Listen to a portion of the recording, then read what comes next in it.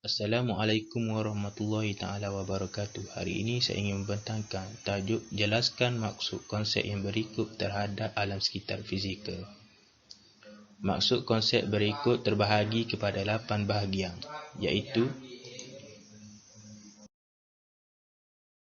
yang pertama ialah konsep tekanan udara. Tekanan udara adalah berat udara yang menekan sesuatu ruang di permukaan bumi yang berkadar songsan dengan suhu. Tekanan udara akan berubah mengikut ketinggian sesuatu kawasan.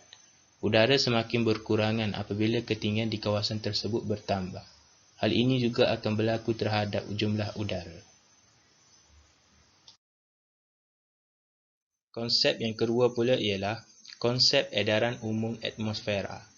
Edaran umum atmosfera ialah proses pengangkutan haba oleh angin antara kawasan tropika iaitu latitud rendah ke kawasan kutub iaitu latitud tinggi.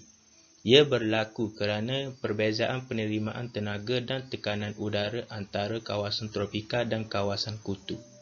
Contohnya, kawasan tropika mempunyai penerimaan tenaga yang tinggi dan mempunyai tekanan udara yang rendah, manakala kawasan kutub pula mempunyai penerimaan tenaga yang rendah dan mempunyai tekanan udara yang tinggi. Proses ini berlaku di fasa lautan dan fasa daratan. Ia juga berlaku pemindahan tenaga dalam bentuk haba rasa dan haba pendam dalam wap air. Selain itu, udara panas di tropika akan mengalir pada aras tinggi ke kutub dan udara dingin di kutub akan mengalir pada aras permukaan. Yang ketiga pula ialah konsep angin timuran kutub. Angin timuran kutub ialah angin yang bertiup dari kawasan tekanan udara tinggi kutub iaitu 90 darjah utara selatan ke kawasan tekanan udara rendah hawa sederhana iaitu 60 darjah utara selatan. Di hemisfera utara, angin ini akan terbias ke kanan akibat daya Coriolis, manakala di hemisfera selatan ia terbias ke kiri. Yang keempat pula ialah konsep angin timuran utara selatan. Konsep angin timuran utara selatan ialah angin yang bertiup dari kawasan tekanan udara tinggi hampir tropika 30 darjah utara selatan ke kawasan tekanan udara rendah khatulistiwa 0 darjah.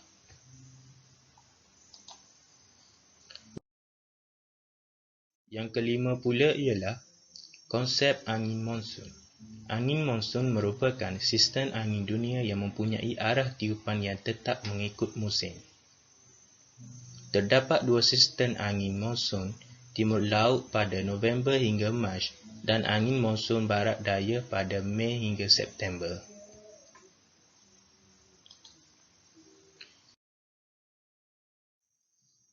Yang keenam pula ialah konsep angin monsun timur laut. Antara bulan November hingga Mac, kawasan hemisfera utara mengalami musim sejuk dan mewujudkan pusat tekanan udara tinggi di pedalaman benua Asia. Sementara itu, hemisfera selatan pula mengalami musim panas dan mewujudkan pusat tekanan udara rendah di benua Australia.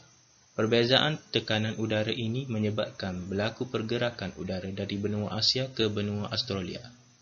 Daya Coriolis telah membiaskan pergerakan angin ini ke kanan dan membentuk angin monsun timur laut.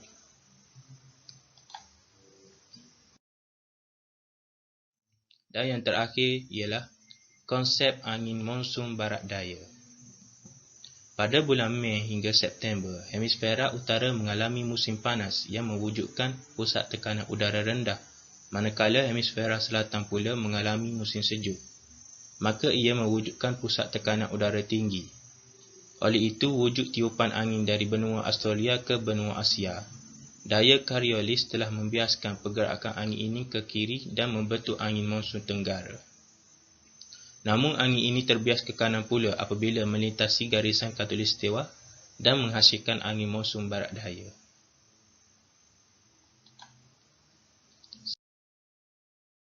Okey, pembentangan saya berakhir di sini sahaja.